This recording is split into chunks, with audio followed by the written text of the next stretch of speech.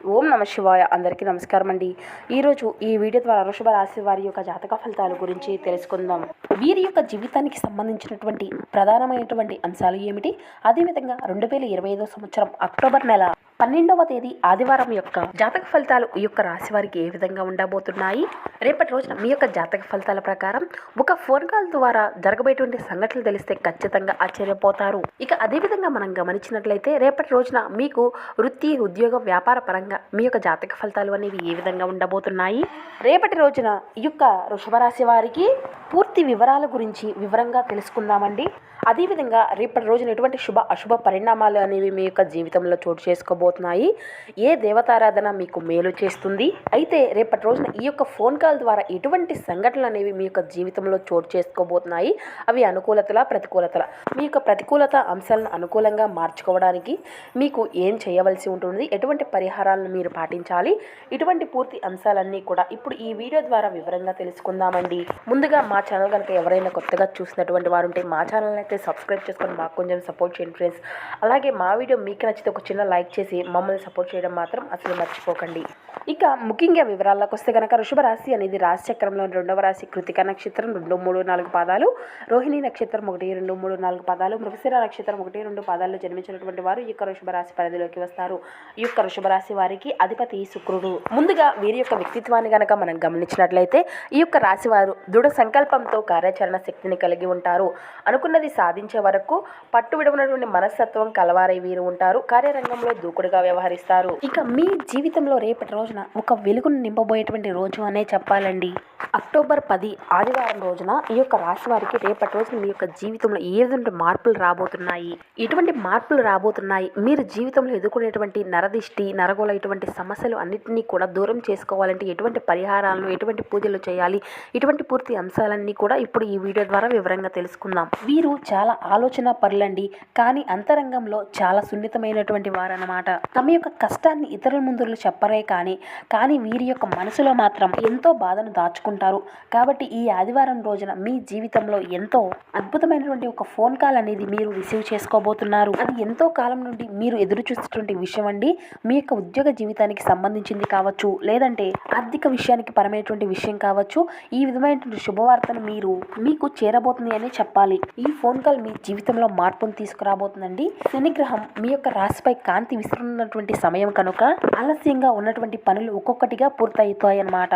ఆర్థిక పరంగా రేపటి రోజున ఇప్పటి వరకు మా జీవితంలో డబ్బు నిలవలేదు అని అనుకునేటువంటి వారు ఆర్థిక పరంగా డబ్బు నిలబడేటువంటి దిశగా మీరు అడుగులు వేస్తున్నారండి. ఇంట్లో ప్రశాంతత, సుఖశాంతులు తిరిగి వస్తాయన్నమాట. కొత్త పనులు, కొత్త ఆలోచనలు మీకు లాభాన్ని చేకూరుస్తాయి. అకస్మాత్తుగా మీకు వచ్చేటువంటి ఫోన్ కాల్ మీ యొక్క వృత్తి జీవితంలో, వ్యాపార జీవితంలో ఒక కొత్త మార్పును తీసుకురాబోతుంది. పెట్టుబడులు పెట్టినటువంటి వారికి మంచి లాభాలను గట్టించుకోగలుగుతారన్నమాట. అయితే అహంకారాలు అనేవి లేకుండా నిర్ణయాలు తీసుకోవడం చాలా ఉత్తమం. ఇక మీ యొక్క కుటుంబము, మీ యొక్క ప్రేమ జీవితానికి సంబంధించినటువంటి విషయాల గురించి ఇప్పుడు మనం వివరంగా తెలుసుకుందాం. మీకు కుటుంబంలో పైన మీకు అసహనము అనేది తగ్గుతుందండి. మీ కుటుంబ సభ్యుల మధ్య చిన్న విభేదాలు ఉన్నప్పటికీ వాటిని అన్నింటినీ కూడా సర్దుబాటు చేసుకునేటువంటి సమయం ఇదే అని చెప్పాలి. ఇక పెద్దల యొక్క సలహాలతో మీ యొక్క పరిష్కారాలు అన్ని కూడా మంచి సుగమనం అవుతాయి. ఇక ప్రేమికుల జీవితంలో ఒక కొత్త సంభాషణ ఒక ఫోన్ కాల్ రూపంలో కొత్త మార్గాలకు దారితీస్తుందన్నమాట. ఇక మనసు యొక్క స్థితి, ధైర్యం గురించి ఇప్పుడు ఏ విధంగా ఉంటుందో తెలుసుకుందాం. ఈ రోజు మీరు చేసేటువంటి పనుల్లో ధైర్యం అనేది పెరుగుతుంది. అయితే చిన్న నరదిష్టులు మీ పైన ప్రభావం చూపేటువంటి అవకాశం అయితే అధికంగా కనబరుస్తుందండి. కాబట్టి ఆదివారం సాయంత్రం రోజున నీలం లేదంటే నలుపు వస్త్రం ధరించి శనిదేవునికి దీపం అనేది వెలిగించండి. ఓం శనీశ్వరాయ నమః అనేటువంటి మంత్రాన్ని మీకు వీలైతే నిత్యము లేదంటే ఇటువంటి సందర్భాల్లో 108 సార్లు జపించండి. మీ మనసులో ఉండేటువంటి దరిద్రపు భావనలను, దృష్టి దోషాలను దూరం చేస్తుంది. ఇక మీరు ఈ రోజు పాటించవలసినటువంటి ఒక చిన్న పరిహారాల విషయానికి వస్తే కనుక శనిదేవుని పూజ. ప్రతి ఒక్క రాశిపై శనిదేవుని యొక్క ఆశీర్వాదాలు, వారి యొక్క చూపు అనేది ఉంటుంది. కాబట్టి ప్రతి ఒక్కరూ కూడా శనిదేవుని యొక్క పూజను ఖచ్చితంగా చేయవలసి ఉంటుంది. ఆయన యొక్క అనుగ్రహం అనేది ప్రతి ఒక్కరికి కూడా చాలా అవసరము అని చెప్పాలండి. నల్ల నువ్వులు, నూనె దీపము, అదేవిధంగా ఉసిరి పళ్ళను స్వామివారికి ప్రసాదంగా పెట్టండి. చాలా మంది అండి ఇప్పుడే కాదండి, ఈశ్వరుని గుడికి కానీ లేదంటే హనుమంతుని యొక్క గుడికి కానీ ఏదైనా అమ్మవారి గుడికి కానీ ఇలా వెళ్ళినప్పుడు అక్కడ నవగ్రహాలు ఉంటాయి కదండి. చాలా మంది వీటిని చూసి భయపడిపోతూ ఉంటారండి. అమ్మో, తలదించి దండం పెట్టుకుంటే శనిదేవుడు మన పైన వచ్చేసి కూర్చుంటాడేమో అంటే అటు సైడ్ చూడడానికే చాలా మంది భయపడిపోతూ ఉంటారు కదండి. ఇది చాలా వాస్తవం అండి. చాలా మంది కూడా అంగీకరించవలసిన విషయం అనే చెప్పవచ్చు. అలాగే నేను కూడా అండి ఎప్పుడైనా గుడికి వెళ్ళినప్పుడు ఆ యొక్క నవగ్రహాల వైపు చూడాలంటే ఏదో ఒక రకమైనటువంటి భయం అండి. అమ్మో, శని భగవానుడు మొక్కితే కనుక ఇంకేమైనా అవుతుందేమో అనేసి కొంతమందిలో భయం అనేది ఉంటుంది కదండి. కానీ అది ఎప్పటికీ కూడా కాదండి. ఇలా ఎవరైనా అండి, ఒక్కరనే కాదండి, శనిదేవుని యొక్క అనుగ్రహము అనేది ప్రతి ఒక్కరికి కూడా కావాలండి. ఆయన యొక్క దీవెన అనేది ఎప్పుడు కూడా మంచిగానే ఉంటుందండి. కానీ మనమే భయపడిపోతూ ఉంటాం. కానీ శనిదేవుని గనక మనస్ఫూర్తిగా మనం ప్రార్థిస్తే మనపై ఉండేటువంటి శని దోషాలు అన్నీ కూడా ఖచ్చితంగా తొలగిపోతాయండి. కాబట్టి ప్రతి ఒక్కరూ కూడా ఖచ్చితంగా శనిదేవుని యొక్క ఆరాధన, శనిదేవుని యొక్క పూజ అయితే ఖచ్చితంగా చేసుకోండి. ఎవరికి కూడా ఏది కాదండి, శనిదేవుని యొక్క ఆరాధించడం వల్ల చాలా అందరికీ కూడా మంచి జరుగుతుంది. ఇక మీకు వీలైతే హనుమాన్ చాలీసా పఠించడం అయితే మీ యొక్క జీవితంలో ఒక పాఠంగా పెట్టుకోండి.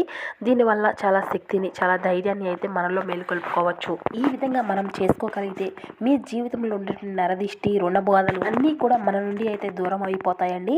చాలా మంది కూడా మన యొక్క జీవితంలో ఎందుకు ఈ విధంగా సాగిపోతుంది, మనకి ఇంత దరిద్రం ఎందుకు నడుస్తుంది, ఏం చేస్తే మన నుండి ఈ యొక్క దరిద్రము అనేది వీడిపోతుంది అని చాలా మంది కూడా ఈ విధంగా భయపడిపోతూ ఉంటారు కదండి. అలాంటి వారికి ఇది అంతా కూడా చాలా దరిద్ర నివారణమైనటువంటి దానం అని చెప్పవచ్చు. శనివారం రోజు లేదంటే బుధవారం రోజు మీకు ఈ వీలైనప్పుడు ఒక పేదవానికి ఆహారము అనేది దానం చేయండి. ఈ విధమైన ఆలోచన రావచ్చండి, ఇంటికి పిలిచి పెట్టాలా లేదంటే ఎక్కడైనా కానీ అనవచ్చా అంటే మనకు వీలైతే ఎక్కడైనా చేసుకోవచ్చండి.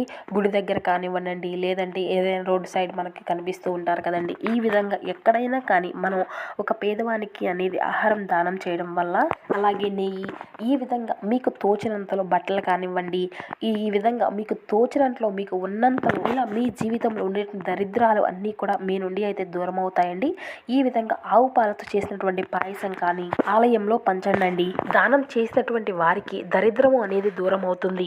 ఇక రేపటి రోజున మీకు కలిసి వచ్చేటువంటి రంగు విషయానికి వస్తేనండి, ఎంతో శుభసూచకమైనటువంటి పసుపు రంగు అండి. శుభ సంఖ్య వచ్చేసేసి 5 అండి. శుభదేవుడు నరసింహస్వామి అండి. కష్టాలను మిమ్మల్ని నడిపించేటువంటి శక్తి మాత్రమే కానీ ఆపేటువంటి శక్తి కాదు అని మీరు గ్రహించవలసి ఉంటుంది. భగవంతుడు మీకు ఈ విధంగా తెలియపరుస్తున్నాడండి, నేను ఎప్పుడూ కూడా మీ వెన్నంటే ఉంటాను, మీ జీవితంలో రాబోయేటువంటి మార్పు అయితే ఖచ్చితంగా మీరు చూడబోతున్నారు అని. కాబట్టి రేపటి రోజున మీరు పొందేటువంటి ఆ యొక్క ఫోన్ కాల్ అనేది మీకు శుభ మాత్రమే కాదండి, దీని వెనక ఉంది ఆ యొక్క భగవంతుని యొక్క కరుణ అనే చెప్పాలి. ఆ యొక్క భగవంతుని యొక్క ఆశీర్వాదాలు అనేవి మీ యొక్క మనసులో తప్పకుండా ఒక మంచి శక్తిని నింపుతాయి. ఎప్పుడు కూడా ప్రశాంతంగా ఉండండి. ఖచ్చితంగా మీ యొక్క జీవితంలో జరగబోయేటువంటి సంఘటనలు ఆ యొక్క దేవుడు వల్ల మీకు ఉండేటువంటి ఇబ్బందులు అన్నీ కూడా తొలగిపోతాయి. ఆ యొక్క ఫోన్ కాల్ ద్వారా వచ్చేటువంటి మీ యొక్క భవిష్యత్తుకు సంబంధించినటువంటి ఒక శుభసూచకమైనటువంటి వార్త అని మీరు ఖచ్చితంగా నమ్మాలి. ఎప్పుడు కూడా చెప్పాలి అంటే ముఖ్యంగా ఈ యొక్క రాశి వారికి నరదిష్టి అనేది ఎప్పుడూ కూడా వెంటాడుతూనే ఉంటుందండి. ఇది మనిషి చూపు వల్ల తగిలేటువంటి ఒక దోషము అని చెప్పుకోవచ్చు. మనుషుల యొక్క నరదిష్టి అనేది, ఈర్ష అనేది, కుళ్ళు కుతంత్రాలు అనేవి మనిషి జీవితం పైన ఎంతో ప్రభావితం చూపుతాయండి. ఎంత మంచి వారైనా కానీ ఎవరిని కూడా నొప్పించకపోయినప్పటికీ కూడా మన పైన ఉండేటువంటి ఆ యొక్క ప్రకాశం చూసి బాధపడేటువంటి వ్యక్తులు ఉంటారన్నమాట. వీరి యొక్క కుటుంబ సభ్యులు వీరు ఎప్పుడూ కూడా చాలా సంతోషంగా ఉంటారు కదా.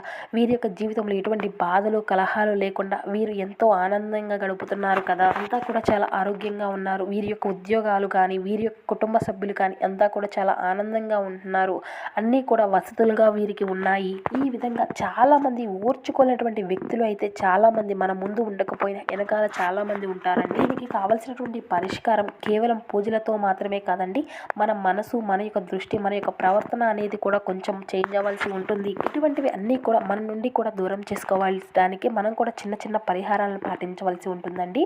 ఇది మీకు వీలైతే నిత్యము కూడా పాటించవచ్చు, లేదంటే వారానికి ఒక్కసారి అయినా పాటించవచ్చండి. ఉప్పు ఉంటుంది కదండి, ఆ ఒక్క ఉప్పును తీసుకొని మనం నిత్యము కూడా దిష్టి తీసుకోవడం, లేదంటే మనకు వీలైనటువంటి ఒక రోజున దిష్టి తీపించుకోవడం. ఖచ్చితంగా శుక్రవారం కానీ లేదంటే బుధవారం కానీ వీలున్నప్పుడు చేసుకోండి. ఒక పిడికెడు ఉప్పు తీసుకొని మీ చుట్టూ తిప్పుకొని 3 సార్లు అటు 3 సార్లు ఇటు తిప్పుకొని ఎవరు తొక్కనటువంటి ప్రదేశంలో కానీ లేదంటే పారేటువంటి నదిలో కానీ పారవేయండి.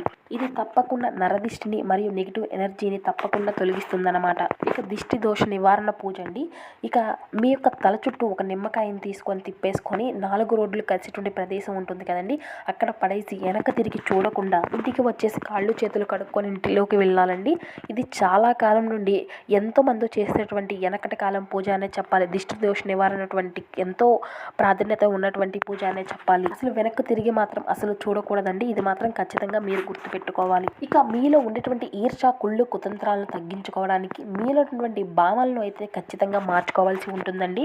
ఈ విధంగా చిన్న చిన్న పరిహారాలను మనకు కావలసినటువంటి ఉన్నంతలో ఉన్నటువంటి పరిహారాలను పాటించడం ద్వారా మనలో ఉండేటువంటి దుష్ట దోషాలను, మనకున్నటువంటి సమస్యలను అయితే ఖచ్చితంగా తొలగించుకోవచ్చు. సో చూశారు కదండి, ఈ యొక్క వృషభ రాశి వారు రేపటి రోజు ఎటువంటి అశుభ పరిణామాలు మీ యొక్క జీవితంలో చోటు చేసుకోబోతున్నాయి, ఏ దేవతారాధన మీకు మేలు చూస్తుంది, ఎటువంటి పరిహారాలు మీరు పాటించాలి, ఇటువంటి పూర్తి అంశాలన్నీ కూడా ఇప్పుడు ఈ వీడియో ద్వారా మీకు వివరంగా అర్థమయ్యాయి అని అనుకుంటున్నాము అండి. సో మా వీడియో మీకు నచ్చితే ప్లీజ్ ఒక చిన్న లైక్ చేసి మమ్మల్ని సపోర్ట్ చేయడం మాత్రం అసలు మర్చిపోకండి. Thank you for watching.